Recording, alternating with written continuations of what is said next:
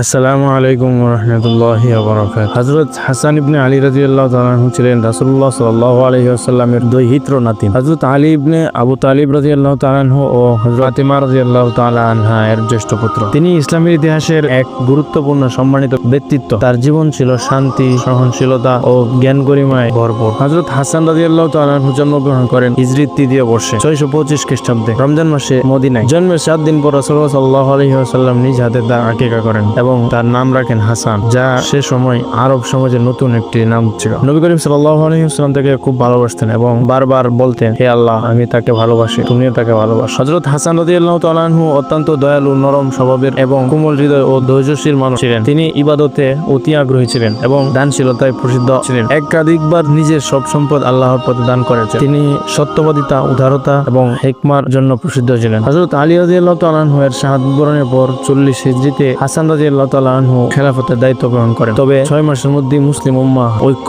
ও রক্তপাত বন্ধের জন্য তিনি নিজের খেলাফত ছেড়ে দেন মুয়াবিয়া রাদিয়াল্লাহু তাআলা আনহু এর পক্ষে। এই ঘটনা ইসলামী ইতিহাসে সানাতুল জামাআহ নামে আখ্যা দিয়েছে। সেদিন মুসলিম জাতি আবার একত্রিত হয়। এই কারণে রাসূলুল্লাহ সাল্লাল্লাহু আলাইহি ওয়াসাল্লাম পূর্বেই বলেছিলেন, আমার এই নাতি সাইয়্যিদ, আল্লাহ তার মাধ্যমে দুই বিশাল দলের মধ্যে সন্ধি ঘটাবেন। বুখারী। হযরত হাসান রাদিয়াল্লাহু তাআলা আনহু বহু সন্তান সন্ততির জনক ছিলেন। তার বংশধরের মধ্য থেকে বহু আলেম, ইমাম ও বুজুর্গ জন্মেছিলেন। তিনি আহলে বাইতের একজন বড় প্রতিনিধি ছিলেন এবং তার মাধ্যমে রাসূলুল্লাহ সাল্লাল্লাহু আলাইহি ওয়াসাল্লামের পারিবারিক বংশধারা চলতে থাকে। হযরত হাসান রাদিয়াল্লাহু তাআলা আনহু 49 বা 50 হিজরিতে মদিনায় ইন্তেকাল করেন। ধারণা করা হয় তাকে বিষ প্রয়োগে শহীদ করা হয়। মৃত্যুকালে তার বয়স হয়েছিল প্রায় 46-47 বছর। তাকে মদিনার জান্নাতুল বাকি কবরস্থানে দাফন করা হয়। হযরত হাসান রাদিয়াল্লাহু তাআলা আনহু ছিলেন শান্তির প্রতীক। তিনি যুদ্ধ নয় বরং ঐক্যকে বেছে নিয়েছেন। ইসলামী ইতিহাসে তার নাম চিরস্মরণীয় থাকবে। একজন মহান আহলে বাইত সদস্য, রাজনৈতিক দূরদর্শী ও উদার ব্যক্তিত্ব ছিলেন।